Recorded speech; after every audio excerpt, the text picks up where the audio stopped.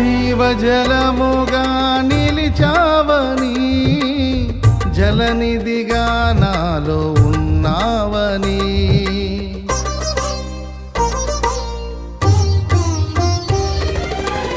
జనులకు దీవెనగా మార్చావని, జగతిలో సాక్షిగా ఉంచావని, ఉత్సాహగానమునే పాడనా, ఉత్సాహగా